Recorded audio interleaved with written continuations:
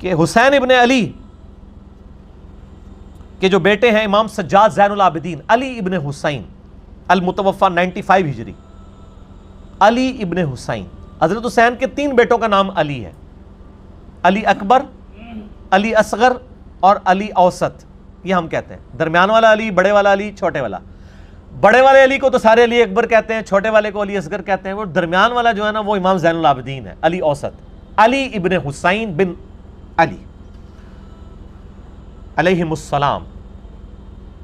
اور امام بخاری نے باقاعدہ جو ہے وہ ان کو علیہم السلام لکھا ہے، صحیح بخاری میں 7465 نمبر حدیث ہے، جس میں امام زین العابدین، امام حسین اور امام علی تینوں کو علیہم السلام لکھا ہے امام بخاری نے۔ خیر علیہ السلام پہ میرا کلپ یوٹیوب پہ دیکھ لیں، بخاری میں 3110، مسلم میں 6309۔ امام زین العابدین کہتے ہیں کہ جب میں اپنے والد صحیح حسین ابن علی کی شہادت کے بعد یزید ابن معاویہ کے دربار سے واپس آیا، یہاں پہ ہے مقتل حسین سے جب واپس آئے، یہ کہتے ہیں واقعہ کربلا تو وہی کوئی نہیں ہے، بخاری مسلم میں موجود ہے حضرت حسین کے قتل کا بیان، اس میں مقتل حسین کا ذکر ہے۔ تو ان کا بیٹا کہتا ہے کہ میں حسین علیہ السلام کی شہادت کے بعد جب یزید ابن معاویہ کے دربار سے واپس آیا تو سیدنا مسور بن مخرمہ صحابی میرے پاس آئے اور انہوں نے کہا کہ آپ کے پاس رسول اللہ کی وہ تلوار ہے جو سیدنا علی کو ملی، پھر حضرت حسن کو ملی، پھر حضرت حسین کو ملی، حسین علیہ السلام کی شہادت کے بعد حضرت حسین ابن علی امام سجاد کے پاس تھی، وہ تلوار آپ مجھے عنایت فرما دیں کیونکہ مجھے ڈر ہے کہ یہ قوم آپ سے چھین نہ لے۔ وہ قوم کون؟ بریلوی دیوبندی اہل حدیث، آل امیہ، وہ آپ سے چھین نہ لے، اس تلوار کو کہیں آپ سے چھین نہ لے، جب تک میری جان میں جان ہے اللہ کی قسم میں اس کی حفاظت کرتا رہوں گا۔ تو مسور بن مخرمہ صحابی نے مانگ لی تھی وہ تلوار، لیکن وہ زین العابدین نے نہیں دی ہے۔ نبی علیہ السلام کی مبارک تلوار اس وقت بھی آپ جو توپ کاپی میوزیم ہے نا ٹرکی میں، اس کے اندر موجود ہے۔ علی بھائی نیکسٹ کوشچن ہے، ہم نے اپنے بڑے بزرگوں سے سن رکھا ہے تو آڈے بزرگان کہ سیدنا حسین علیہ السلام کا سر مبارک جب نیزے پر چڑھایا گیا تو اس سے تلاوت قرآن کی آواز آ رہی تھی، کیا یہ بات درست ہے؟ جھوٹ، کوئی نہیں ہے، سب کہانی ہے۔ اور اس قسم کے دیو مالائی قصے کہانیاں لوگ سناتے ہیں تو سننے والے روتے ہیں، اشش کر اٹھتے ہیں۔ میرے بھائی جو دنیا سے چلا گیا اب وہ کبھی قیامت تک واپس نہیں آئے گا، نہ اس کے ساتھ اس طرح کی ایکٹیویٹی کوئی پرفارم ہوگی۔ یہ بالکل کہانی ہے کہ سیدنا حسین کا سر جب نیزے پہ چڑھایا گیا تو وہ تلاوت قرآن کر رہے تھے۔ اگر یہ والے معاملات ہونے ہوتے تو حمزہ ابن عبد المطلب کے لیے بھی کوئی واقعہ رپورٹ ہوتا حدیث کے اندر، ان کی تو لاش کا مسئلہ ہوا ہے، تو اس میں کہیں نہیں ہے کہ جب مسئلہ کیا گیا تو جو عضو کاٹتے تھے اس میں سے قرآن پڑھنے کی آواز آتی تھی، کوئی ہے؟ جھوٹ، یہ بالکل جھوٹا واقعہ ہے۔ مولا حسین علیہ السلام کو ان جھوٹی روایتوں کی ضرورت نہیں ہے اپنی شان بنوانے کے لیے، ان کی شان میں نبی علیہ السلام کی احادیث ہی کافی ہیں۔ صحیح بخاری میں حضرت ابوبکر کا قول ہے حسن و حسین کے چیپٹر میں کہ محمد صلی اللہ علیہ وآلہ وسلم کے قرب کو اہل بیت کے قرب میں تلاش کرو، اور اہل بیت سے مراد امام بخاری نے حسن و حسین کو لیا کیونکہ اس چیپٹر میں لے گیا۔ المستدرک للحاکم میں صحیح سند کے ساتھ حدیث ہے، جو بھی ہم اہل بیت کے ساتھ بغض رکھے گا، خواہ وہ پوری زندگی حجر اسود اور مقام ابراہیم کے درمیان نمازیں پڑھتا رہے، روزے رکھتا رہے، اگر اللہ سے قیامت کے دن اس حال میں ملا کہ ہم اہل بیت کا بغض اس کے دل میں ہوا تو اللہ اسے ضرور دوزخ میں داخل کرے گا۔ اللہم اجرنا من النار۔ صلاۃ بر محمد وآل محمد، اللہم صلی علی محمد وعلی آل محمد۔ تو حسین ابن علی کے لیے فضائل کے لیے یہ چیز ضرورت نہیں ہے، یہ جھوٹی باتیں ہیں۔ حسین ابن علی قیامت والے دن جب ان لوگوں کو دیکھیں گے تو دھتکار دیں گے کہ تم نے میرے بارے میں اس طرح کی باتیں مشہور کی ہیں، بالکل غلط بات۔ علی بھائی کیا امام زین العابدین کو زنجیروں میں باندھا گیا جیسا کہ؟ جی کیا کچھ نہیں ہوا یار، زنجیریں تو چھوٹی چیز ہیں، یہ تھوڑی تکلیف ہے کہ ایک شخص کو اپنی ٹین ایج کے اندر اس حال میں کربلا سے شام کا سفر کرنا پڑ رہا ہے، سینکڑوں کلومیٹر کا، کہ اس کے باپ کا سر نیزے پہ ہے ساتھ، وہ ان کے کئی ہفتے کس سولی پہ، وہ صرف حضرت حسین کا سر سولی پہ نہیں تھا، وہ امام زین العابدین بھی سولی پہ ہی تھے۔ کیا سوچ سکتے ہیں آپ، چھوڑیں۔ ان کو بیٹھ کے ادھر بنو امیہ کی فکر پڑی ہے، ہر وقت یہ اس خاندان کو کرتا رہا، اس خاندان نے جو کچھ اس امت کے ساتھ کیا ہے، اور یہ اگر ان کی زندگی تک ان کے کرتوتوں کی نوست ہوتی تو ہم چھوڑ بھی دیتے۔ آج امت میں جو اتنے فرقے بنے یہ سب بنو امیہ کی وجہ سے بنے۔ آج اگر آپ امیجن کریں کہ یہ سنی شیعہ دراڑ نہ ہو، امت یوں ہے، پوری دنیا کی جنگیں، پالیٹکس مسلمانوں کی ساری سنی شیعہ ہے، اسی کے اوپر چل رہی ہے۔ سارے حکمران اسی طرح ہی کرتے رہے، پہلے بنو امیہ مارتے رہے شیعہ علی کو، پھر بنو عباس مارتے رہے، پھر سلطنت عثمانیہ والے عثمانی وہ بھی مارتے رہے، جنگیں رہیں، ایک دوسرے کو مارتے رہے۔ ہم نے اپنے بڑے بزرگوں سے سن رکھا ہے تو آڈے بزرگان کہ سیدنا حسین علیہ السلام کا سر مبارک جب نیزے پر چڑھایا گیا تو اس سے تلاوت قرآن کی آواز آ رہی تھی، کیا یہ بات درست ہے؟ جھوٹ، کوئی نہیں ہے، سب کہانی ہے۔ اور اس قسم کے دیو مالائی قصے کہانیاں لوگ سناتے ہیں تو سننے والے روتے ہیں، اشک کر اٹھتے ہیں۔ میرے بھائی جو دنیا سے چلا گیا اب وہ کبھی قیامت تک واپس نہیں آئے گا، نہ اس کے ساتھ اس طرح کی ایکٹیویٹی کوئی پرفارم ہوگی۔ یہ بالکل کہانی ہے کہ سیدنا حسین کا سر جب نیزے پہ چڑھایا گیا تو وہ تلاوت قرآن کر رہے تھے۔ اگر یہ والے معاملات ہونے ہوتے تو حمزہ ابن عبد المطلب کے لیے بھی کوئی واقعہ رپورٹ ہوتا حدیث کے اندر۔ ان کی تو لاش کا مسئلہ ہوا ہے، تو اس میں کہیں نہیں ہے کہ جب مسئلہ کیا گیا تو جو جو عضو کاٹتے تھے اس میں سے قرآن پڑھنے کی آواز آتی تھی، کوئی ہے؟ جھوٹ، یہ بالکل جھوٹا واقعہ ہے۔ مولا حسین علیہ السلام کو ان جھوٹی روایتوں کی ضرورت نہیں ہے اپنی شان بنوانے کے لیے۔ ان کی شان میں نبی علیہ السلام کی احادیث ہی کافی ہیں۔ صحیح بخاری میں حضرت ابوبکر کا قول ہے حسن و حسین کے چیپٹر میں کہ محمد صلی اللہ علیہ وآلہ وسلم کے قرب کو اہل بیت کے قرب میں تلاش کرو، اور اہل بیت سے مراد امام بخاری نے حسن و حسین کو لیا کیونکہ اس چیپٹر میں لے گیا۔ المستدرک للحاکم میں صحیح سند کے ساتھ حدیث ہے، جو بھی ہم اہل بیت کے ساتھ بغض رکھے گا، خواہ وہ پوری زندگی حجر اسود اور مقام ابراہیم کے درمیان نمازیں پڑھتا رہے، روزے رکھتا رہے، اگر اللہ سے قیامت کے دن اس حال میں ملا کہ ہم اہل بیت کا بغض اس کے دل میں ہوا تو اللہ اسے ضرور دوزخ میں داخل کرے گا۔ بالکل قیدی بنا کے لے گیا، سر مبارک کاٹ کے شام تک لے کے گیا، ڈیٹرس کے لیے عراق سے شام تک لے جایا گیا نیزوں پہ چڑھا کے، تاکہ رعایا میں کسی کی جرت نہ ہو بدلہ لینے کی بات۔ ڈر جائیں گے نا لوگ۔ مجھے بتائیں آج ایک سیاسی حکومت دوسرے سیاسی جماعت کے لیڈرز کے اگر سر کاٹ کے نیزوں پر پورے پاکستان میں پھیرائیں حکومتی لیول کے اوپر تو کسی کی جرت ہوگی؟ یہاں چھوٹے چھوٹے معصوم بچے کو غلطی میں کوئی ٹرینڈ چلا دیتے ہیں، کوئی اس طرح کر لیتے ہیں، ان کو پھر لاتے ہیں جا کے، ان کے ماں باپ بھی معافیاں مانگتے پھرتے ہیں۔ اس کے اگینسٹ اگر اس قسم کی کوئی ایکٹیویٹی پرفارم کی جائے تو آپ دیکھیں کیا ڈیٹرس ہوگی۔ ڈیٹرس ڈالنے کے لیے انہوں نے سب کچھ بالکل کیا ہے۔ دیکھیں خطبہ اس طرح تو احادیث میں نہیں ملتا لیکن تاریخ کی کتابوں میں ملتا ہے، اس میں ظاہر ہے انہوں نے اہل البیت کا مرتبہ بیان کیا ہے، اس خطبے سے کوئی انکار نہیں کر سکا۔ انہوں نے اپنے والد کا تعارف کروایا، اپنی والدہ کا تعارف کروایا، اپنے نانا کا تعارف کروایا کہ اللہ تعالیٰ نے جس طرح بنو اسرائیل کو جہان والوں کے لیے چنا تھا، اب بنو ہاشم کو بنو اسماعیل میں سے چنا ہے جہان والوں کے لیے، ہدایت کا امام انہیں بنایا ہے۔ غدیر خم کی حدیث یاد کروائی، حدیث ثقلین، قرآن اور اہل البیت اور یہ ساری باتیں، اور پھر جو انہوں نے ظلم کیا تھا دنیاوی حکومت کی خاطر اس کو انہوں نے ہائی لائٹ کیا، وہ ساری چیزیں انہوں نے بیان کی۔ بل اس خطبے کا اثر یہ ہوا کہ یزید اور اس کے درباری کافی مرعوب ہو گئے، رعب میں آ گئے۔ ایٹ لیسٹ انہوں نے امام سجاد کی شہادت کا ارادہ ترک کر دیا۔ ظاہر اللہ تعالیٰ نے بنو ہاشم کی نسل بھی چلانی تھی، امام زین العابدین کو چھوڑ دیا اور وہ پھر رخصت کیا۔ رسول اللہ کی جو تلوار جو امام حسین علیہ السلام کے پاس تھی وہ بھی امام سجاد کے حوالے کر دی۔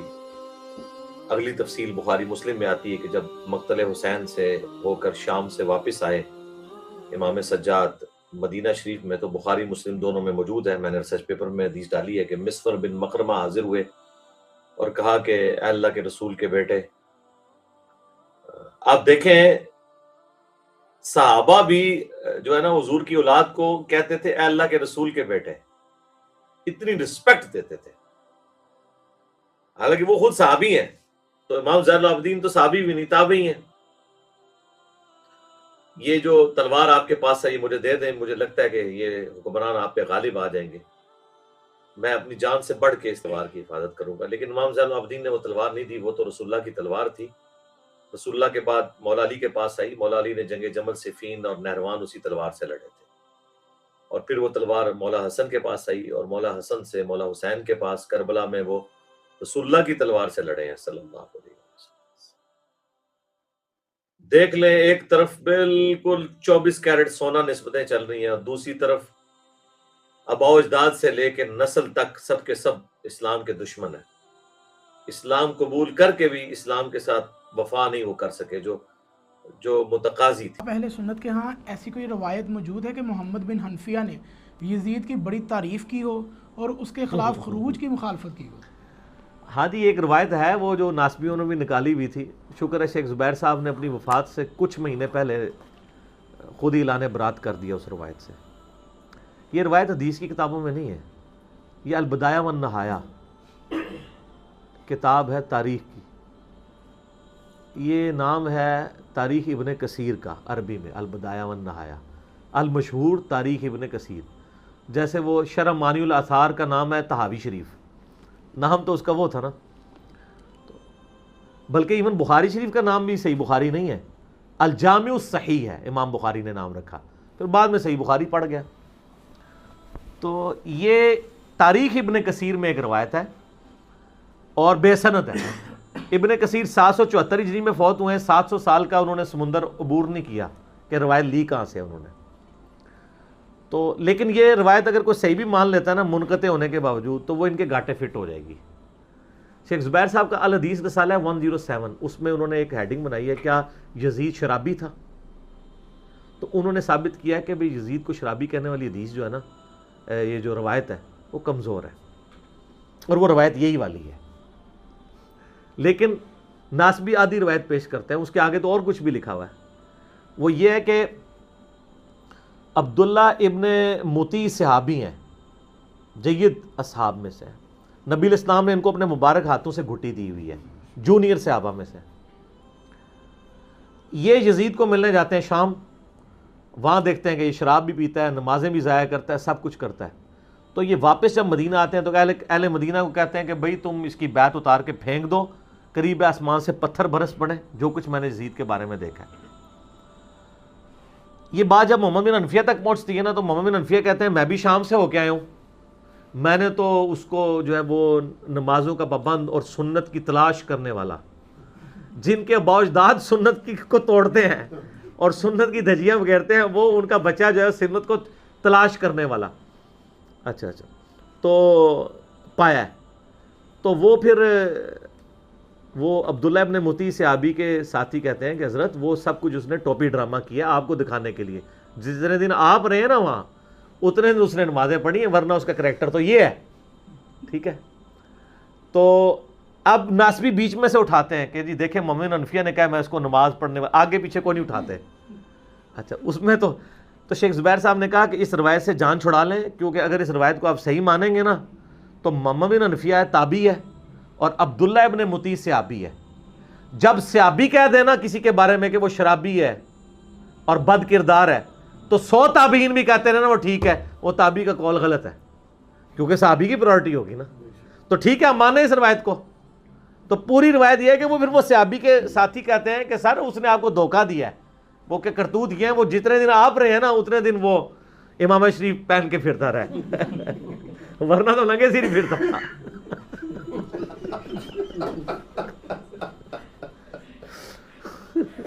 آپ کو دیکھ کے اس نے امامہ شریف باندھ کے نمازیں پڑھی ہے, ورنہ لگے سر پڑتا تھا پہلے. یعنی میں آج کے دور کے اعتبار سے بات کر رہا ہوں. ٹھیک ہو گیا. تو یہ پوری روایت مان لیں تو ٹھیک ہے, لیں روایت, جو چیز بھی کریں گے آدھی بیان کریں گے. تو اس کے بعد یہ کہیں گے نہیں وہ ٹھیک ہے, شیخ زبیر صاحب کے موقف ٹھیک ہے کہ روایتی مردود ہے. ٹھیک ہو گیا جی. آندہ محمد بن حنفیہ نہ لے تھوڑی چمڑی لے جانی ہے, آپ نے کہنا کہ جناب پگڑی پا کے نماز پڑھیا کرو. اچھا علی بھائی, اگلا سوال یہ ہے کہ جی آپ اہل سنت کے علماء میں اکثر یہ بیان کرتے ہیں کہ سیدنا امام حسین علیہ السلام نے کربلا میں 3 شرطیں رکھی تھی. کیا یہ موقف واقعی درست ہے؟ اور اسے مفتی سے لے کے نا عام مولوی تک بھی اسے نا ضرور بیان کرتے ہیں, یہاں تک کہ ایک اہل حدیث عالم نے یہ الفاظ بھی بیان کیے کہ کوئی مائی کا لال یہ ثابت کرے کہ حسین شام کے روٹ پہ کیوں چڑھے. ہاں جی. وہ یہ جو ان کا طریقہ واردات ہے نا، یہ جو روٹ شوٹ والا ہے نا، یہ سارا یہ محمود احمد عباسی جو منکرین حدیث، جو امام بخاری کو گدھا کہا کرتا تھا نعوذ باللہ، یہ اس نے یہ سارے نقشے بنائے ہوئے ہیں۔ ان کے نقشے تو ہم نے بہت عرصہ پہلے ہی ٹھپ کر دیے ہیں، میں دوبارہ ان ڈیٹیلز میں نہیں پڑھتا۔ میں صرف یہ جو آپ نے اسپیسیفکلی سوال کیا نا سیدنا حسین ابن علی کے حوالے سے 3 شرائط والا، اس کے اوپر بتا دوں کہ ان کو کہیں کہ وہ چھوڑا وہ کریں جو سنبھالی بھی جائے۔ اگر حضرت حسین علیہ السلام راضی تھے 3 میں سے ایک شرط کے اوپر، تو سر اس سے بڑی تو کوئی خوش نصیبی نہیں تھی آل امیہ کی، کیونکہ حضرت حسین کو بیعت کروانے کے اوپر ہی کوششیں ہو رہی تھی نا۔ تو جب وہ خود کہہ رہے ہیں کہ مجھے شام جانے دو، میں یزید کے ہاتھ میں ہاتھ دے دوں، تو بڑی اچھی بات تھی۔ ابن زیاد اس وقت، میں آپ کو گارنٹی دیتا ہوں یزید کے بیعت پہ، ابن زیاد اگر یہ خط لکھ دیتا نا کہ یزید صاحب آپ کے ابا جان جس حسین سے 4 سال تک ٹل لگا کے بیعت آپ اپنی زندگی میں آپ کے لیے نہیں لے سکے نا، دیکھیں میں آپ کا ایسا گورنر ہوں کہ آپ کے ابے کے نامکمل مشن کی تکمیل میں نے کر دی ہے۔ تو یقین کریں اس سے 2-4 اور صوبوں کی گورنری مل جانی تھی، یہ اتنی بڑی کہانی تھی۔ تو کہانی میں آپ دیکھا کریں کہ لوگ سمجھدار لوگ بھی ہیں جو چور کی لنگوٹی بھی پکڑ لیتے ہیں، یہاں تو آپ نے لنگوٹا ہی بہت بڑا چھوڑ دیا ہے۔ پہلی انہوں نے شرط لکھی کہ جو مجھے میں ہاتھ میں ہاتھ دوں، اگر وہاں نہیں جانے دیتے مجھے مدینہ شریف واپس جانے دو، وہ بھی بہت اچھا تھا۔ بھائی نعمان ابن بشیر کو رضی اللہ تعالیٰ عنہ کوفی کی گورنری سے یزید نے کیوں اٹھایا تھا؟ کیونکہ اس کو پتہ چلا تھا کہ حضرت حسین ابن علی کو سلمان ابن سرد صحابی نے بلایا یہاں پہ، اور نعمان ابن بشیر حضرت حسین کا بڑا احترام کرتے تھے، وہ صحابی تھے، اگرچہ وہ حضرت معاویہ کی پارٹی میں تھے لیکن اہل بیت کا بھی احترام کرتے تھے۔ تو اس کو پتہ تھا کہ اگر ان کے ہوتے ہوئے حضرت حسین آگے تو یہ تو مطلب میرے کہنے پہ ان کے ساتھ سخت رویہ نہیں کرے گا، اسی لیے اس کو ہٹا کے ابن زیاد کو گورنر بنایا گیا تھا نا، ٹھیک ہے نا، کہ حضرت حسین کو ٹیکل کرنا ہے۔ تو اس سے تو اچھی بڑا بات تھی کہ حسین واپس ہی چلا جاتا۔ تو ابن زیاد یہ بھی کہہ سکتا تھا کہ سر دیکھیں میں نے اس کو کتنی شرط منوائی ہے، آپ نے مجھے گورنر لگایا تھا کہ حسین کے ساتھ میں دیکھو انہوں ایسا ڈرایا واپس جا رہا جائے، تسی ڈرے سو، آپ ڈرے ہوئے تھے کہ وہ یہاں آ کے نعمان ابن بشیر بھی اس کے ساتھ لینینٹ ہوگا تو یہاں پہ وہ گڑبڑ کریں گے اور یعنی قیام پہ لوگوں کو آمادہ کریں گے، جس کو یہ خروج کہتے ہیں۔ تو میں نے دیکھے ان کو، وہ کہہ رہے ہیں میں واپس بھی چلا جاتا ہوں، اور کیا چاہیے تھا۔ اور تیسری شرط مجھے کسی اسلامی مملکت کے یعنی وہ آپ سرحد پہ بھیج دیں، میں جا کے قتال کرتا ہوں، یہ کچھ بھی نہیں تھا۔ اس کے لیے تو آئے نہیں تھے، 20 بچوں کو ساتھ لے کے آئے تھے، ظاہر ہے کہ حضرت علی کے چاہنے والے تھے کوفہ میں، حضرت حسین علیہ السلام چاہتے تھے میں کچھ عرصہ وہاں پہ گزاروں، پھر وہاں سے پیسیولی ایک دعوت لانچ کروں، اور یعنی حکومت کے خلاف ظاہر ہے وہ قیام ہی کرنا چاہتے تھے، لڑائی کے لیے نہیں آئے تھے، ایک مین پاور تیار کرنے کے لیے آئے تھے۔ لڑائی کے لیے آتے تو وہ میدان جنگ والا ان کے ساتھ معاملات ہوتے، وہ تو بلکہ ان کے پاس جو آتے بھی تھے وہ کہتے تھے میں ایک مشکل راہ پہ جا رہا ہوں، دیکھ لو اگر تم نے چلنا ہے تو چلو، اور ادروائز پھر تم ابھی علیحدہ ہو جاؤ۔ تو یہ تینوں شرائط والی بات فی نفسی غلط ہے، اور یہ کتاب ہے انصاب الاشراف میں سے۔ انصاب الاشراف جو ہے وہ امام بلازری المتوفا 289 ہجری کی کتاب ہے، جو پہلے 300 سال کے محدثین میں سے ہیں، لیکن اس کتاب کی صحت کے اوپر اتفاق نہیں ہے۔ شیخ زبیر لزئی صاحب تو اپنی وفات سے پہلے اپنے رسالے میں اعلان برات کر گئے اس کتاب سے، کیونکہ ان کا موقف یہ تھا کہ اس کتاب کے اندر صرف آپ کو آل امیہ کو بچانے کے لیے روایتیں نہیں ملیں گی، بلکہ اس روایت میں تو حضرت معاویہ کو بچانا بھی مشکل ہو جائے گا۔ میں اصول برکت کے لیے آپ کو صرف ایک روایت بتا دیتا ہوں جو بلازری نے اپنی کتاب کے اندر لکھی ہوئی ہے، اور ایون مسند البزار میں بھی موجود ہے، ٹھیک ہے، کہ نبی علیہ السلام نے فرمایا، ایک صحابی کہتے ہیں کہ نبی علیہ السلام کے سامنے سے ایک اونٹ گزر رہا تھا، تو نبی علیہ السلام نے فرمایا اس اونٹ پر بیٹھے ہوئے پہ بھی لعنت، اس کے ہانکنے والے پہ بھی لعنت، اور اس کی مہار پکڑنے والے پہ بھی لعنت، ٹھیک ہے۔ اب مسند البزار میں ان تینوں کے نام نہیں، بس اتنی روایت لکھی ہے، اور یہ روایت مجمع الزوائد میں امام حیثمی ابن حجر اسقلانی کے استاد نے بھی لکھی ہے۔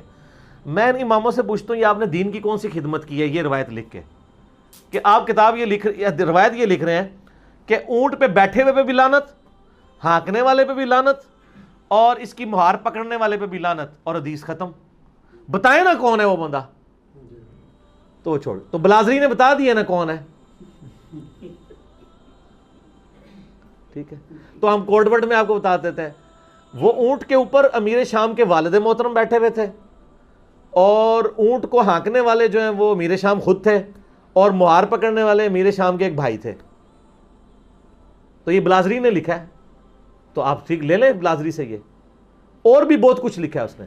تو شیخ زبیر صاحب جو ہے نا پھر اس لیے کہتے تھے کہ اگر بلازری کی کتاب انصاب الاشراف سے اس طرح روایتیں لینا شروع کر دیں گے نا ہم, تو ہمیں پھر ابھی تک تو ہم کا دفاع صحابیت کی وجہ سے کر رہے ہیں, پھر معاملات کچھ اور نکلنے شروع ہو جائیں گے. ٹھیک ہے نا. تو وہ جو ایک رافضی بیٹھا ہوا ہے امریکہ کے اندر, کیا نام ہے اس کا؟ نہیں وہ نہیں, حسن اللہ یاری. ہاں, تو اس کی آپ ذرا ویڈیوز دیکھیں نا, وہ یہی ساری روایتیں بلازری سے ہی لا کے دکھا رہا ہے نا, اور وہ اہل سنت کے ائمہ کا مذاق اڑا رہا ہے نا. مجھے لوگ کہتے ہیں حسن اللہ یاری کو جواب دو, میں کیا جواب دوں اس کو؟ ٹھیک ہے, میں جواب دوں گا تو آپ میرے پر 295 سی لگائیں گے. آپ لوگ جواب دینا. لوگوں سے لاکھوں روپے چندہ آپ لوگ لیتے ہیں, ٹھیک ہے جی, دین کی خدمت کے نام کے اوپر پوری قوم کو آپ نے آگے لگایا ہوا ہے. تو جب آپ کے اوپر اہل سنت کے منہج پہ کوئی حملہ ہوتا ہے تو مجھے کہتے ہیں آپ جواب دیں. جواب بھی آپ دیں نا, بتائیں آ کے. تو یہ سب فراڈ ہے. بلازری والی آندہ کا بھی بیان بھی نہ کرنا, یہ 3 شرائط والی, اس کتاب سے ہی جان چھڑا لو تو زیادہ بہتر ہے. ٹھیک ہے, تو یہ کتاب فراڈ ہے. اس کے علاوہ تاریخ دمشق میں بھی باقی جگہوں میں موجود ہے. شیخ زبیر صاحب نے اپنی کتاب جو فضائل صحابہ میں نا یہ روایت لکھ کے نا انہوں نے لکھا کہ حلال بن یصاف تک اس کی سند صحیح ہے. حلال بن یصاف کا واقعہ کربلا میں ہونا ثابت نہیں ہے. اس زمانے کا آدمی ضرور ہے وہ, لیکن انہوں نے اپنی جان چھڑائی. انہوں نے لکھا کہ سند اس کی صحیح ہے الا حلال بن یصاف, اور یہ ان کا پرانا موقف تھا. بعد میں تو انہوں نے مرنے سے کچھ مہینے پہلے الحدیث رسالے میں لکھ دیا کہ انصاب الاشراف کا اپنے مصنف سے ہونا ہی ثابت نہیں ہے. لہٰذا تو وہ اب میں مکتبہ اسلامیہ والے سے کہوں گا سر وہ فضائل صحابہ میں جو آپ نے یہ کہانی لکھی ہے نا 3 شرائط والی حضرت حسین کے چیپٹر میں, وہ کاٹ دو. وہ تو شیخ زبیر صاحب وفات وقت توبہ کر چکے تھے, اون تک چھاپ رہے ہو, نکال دیں وہ. ٹھیک ہو گیا جی. اگلا سوال علی بھائی یہ ہے کہ آپ اہل سنت کی کتب میں کیا یہ موجود ہے کہ حضرت عبداللہ ابن عمر رضی اللہ تعالیٰ عنہ نے خود بھی یزید کی بیعت کی اور لوگوں کو بھی بیعت توڑنے سے روکتے تھے؟ ہاں جی, حدیث ہے, بخاری میں بھی ہے, مسلم میں تھوڑی ڈیٹیل کے ساتھ ہے. جب واقعہ حرہ کے موقع پر, یعنی اس سے پہلے, یعنی لوگ یزید کی بیعت توڑ رہے تھے, اسی کی وجہ سے واقعہ حرہ ہوا نا. جب حضرت حسین ابن علی کو شہید کر دیا گیا تو پھر لوگوں نے کہا کہ اب اس مردود کی بیعت کیا ہم نے رکھنی ہے, تو انہوں نے بیعت توڑ کے پھینک دی. تو وہ بغاوت کو شمار کیا گیا. پھر یزید نے جو ہے وہ فوج بھیجی, 3 دن کے لیے مدینہ حلال کیا گیا, اور جو کچھ ہوا وہ اب ایک تلخ داستان ہے. اسے واقعہ حرہ کہتے ہیں. واقعہ حرہ کا ذکر بخاری مسلم میں بھی موجود ہے. وہ حدیثیں بہت زیادہ ہیں, میں بیان کروں گا تو وہ ٹائم لگ جائے گا, میرے ریسرچ پیپر میں پڑھ لیں. تو وہ جو واقعہ حرہ ہوا ہے نا جی, اس واقعہ حرہ کے اندر یزید کی فوج نے ظلم ڈھایا تھا. اس واقعے سے جسٹ پہلے عبداللہ بن عمر کو تو یہ پتہ تھا کہ جب یہ بیعت توڑیں گے تو یزید چڑھ دوڑے گا. تو وہ لوگوں کے پاس جا کے کہتے تھے کہ بھئی تم اپنی بیعت کو نہ اتار کے پھینکو, کیونکہ میں نے نبی علیہ السلام سے سنا ہے کہ جو امام کی یعنی بیعت کے بغیر مرا وہ جاہلیت کی موت مرا. جبکہ دوسری طرف جو تھے نا بریلوی دیوبندی اہل حدیث, وہ کہتے تھے نا عبداللہ بن عمر, کیا بریلوی دیوبندی اہل حدیث شیعہ تھے دوسری طرف بھی کم از کم تابعین تھے جو بیعت اتار کے پھینک رہے تھے. ان کو کوئی ایران نے تو فنڈ نہیں کیا ہوا تھا, اسی زمانے کے لوگ تھے. ان کی رائے کوئی رائے نہیں ہے, ایک عبداللہ بن عمر کی رائے ہے, باقی لوگوں کی رائے نہیں ہے. پھر جب اتنا بڑا واقعہ ہو چکا ہے, ٹھیک ہے, وہ دوسری طرف وہ لوگ موجود تھے جو یہ محمد بن حنفیہ والی آدھی روایت البدایہ والنہایہ سے پیش کرتے ہیں, جس کو میں نے کہا کہ اگر صحیح مانیں گے تو پھنس جائیں گے.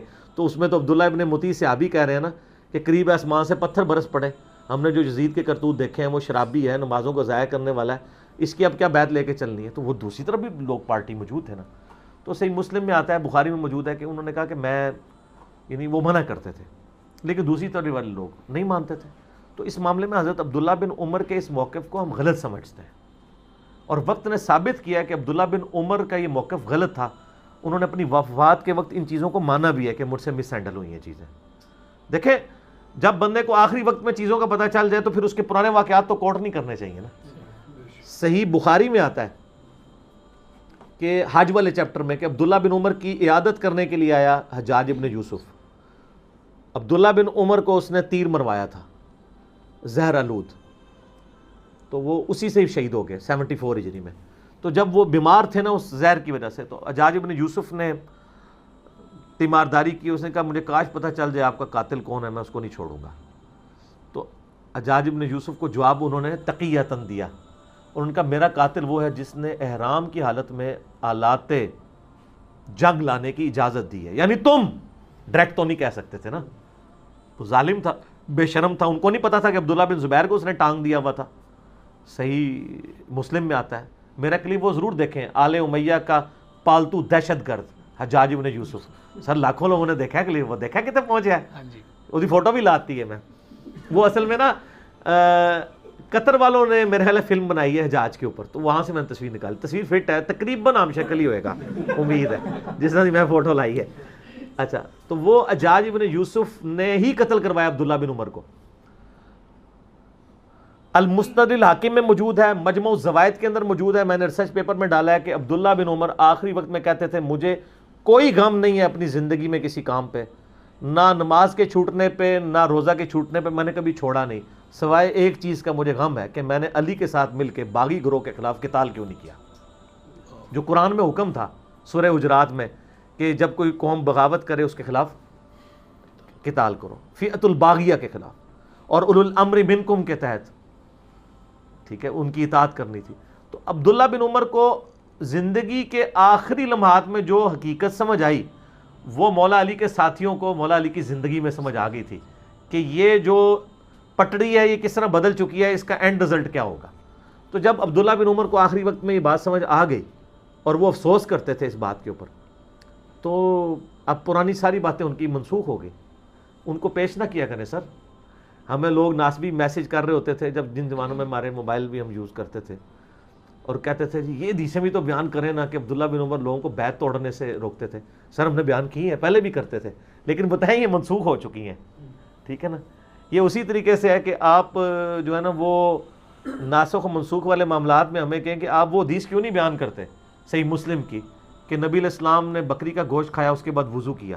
تو سر حدیث ہم اس وقت بیان کرتے ہیں جب ضرورت ہوگی، کیونکہ ہمیں پتہ ہے کہ اب بکری کا گوشت کھانے سے وضو نہیں ٹوٹتا، وہ تو منسوخ ہو چکی ہوئی یہ بات. تو اگر آپ چاہیں گے تو ہم بیان کر دیں گے، اس کے بعد بتائیں گے. اس سے اگلی حدیث ہے کہ نبی علیہ السلام نے پھر غزوہ تبوک کے موقع پر ایک وضو سے کئی نمازیں بھی پڑھی اور گوشت بھی کھایا اور آگ پہ پکی ہوئی چیز بھی کھائی اور اس کے بعد وضو کا اعادہ نہیں کیا. تو ٹھیک ہے، وہ ایک ہسٹوریکل انٹرسٹ ضرور ہے، لیکن رزلٹ نہیں اس سے نکلے گا. رزلٹ انہی چیزوں سے نکلے گا جو ہم بتا رہے ہیں. دوسرا، عبداللہ بن عمر اپنی زندگی میں چونکہ پیسے مزاج رہے ہیں، موت کے وقت تو انسان ایکٹیو مزاج ہو جاتا ہے. صحیح مسلم میں ایک حدیث ہے نا کہ وہ ایک صحابی کے موت کا وقت جب قریب آیا اس وقت انہوں نے اپنی زبان کھولی تھی جب ابن زیاد ان کی عیادت کے لیے آیا. میں نے ریسرچ پیپر میں ڈالا ہے. تو انہوں نے کہا تھا یاد رکھنا میں نے نبی علیہ السلام سے یہ بات سنی تھی کہ بدترین چرواہا وہ ہے کہ جو حکمران ہو اور وہ اپنی رعایا کے ساتھ ظلم کرے. ٹھیک ہے. اور اس میں آپ مسلم کے طریق دیکھیں نا تو وہ کہتے ہیں وہ حالت نزع میں تھے، اپنی زندگی میں انہوں نے یہ کبھی حدیث بیان نہیں کی تھی. اور اس میں راوی کہتا ہے کہ وہ حدیث بیان کرتے ہوئے صحابی کہتے ہیں اگر مجھے یقین ہوتا نا کہ میں بچ جاؤں گا اس مرض میں تو میں حدیث بھی تم سے نہ بیان کرتا. تو سر حسین پھر کون ماں جمے؟ تو اسی کہتے ہیں حسین. وہ صحابی کہتے ہیں اگر مجھے یہ یقین ہونا میں اس بیماری سے بچ جاؤں گا تو ابن زیاد میں تجھے یہ حدیث بھی نہ سناتا، لیکن مجھے پتا ہے اب تو موت میرے سامنے ہے تو اب مجھے کوئی ڈر نہیں رہا. تو سن کہ نبی علیہ السلام فرمایا تھا بدترین چرواہا وہ ہے جو حکمران چرواہا ہو. وہ ابن زیاد کو غصہ آ گیا، اس نے کہا تو محمد کے صاحب کا بوسا ہے. ٹھیک ہے نا. اس کا ترجمہ بریلویوں نے چینج کر دیا ہوا ہے اور انہوں نے بڑے احترام سے ابن زیاد فرمانے لگے آپ تو صحابہ کرام کی باقیات ہیں، یہ ترجمہ کر دیا ہے. مجھے بڑا دکھ. اچھا مجھے نہیں پتا تھا کہ بریلوی یہ حرکت کریں گے. جو بندی حدیث نے صحیح ترجمہ کیا ہوا ہے تو وہ یہ ترجمہ کرتے باقیات ہیں. اس نے کہا بوسا ہے کیونکہ اس کے آگے الفاظ ہیں بڑے غصے میں ہیں. ان کا بوسے ہم لوگ نہیں، بوسے تو تم لوگ ہو جو باقی بچ گئے ہو. تو اس کا مطلب انہوں نے اپنے زیاد کو صحابی کہہ دیا نا. پھر اس صحابی نے وہ یہ مکاری جب کرتے ہیں نا تو وہ پکڑی جاتی ہے.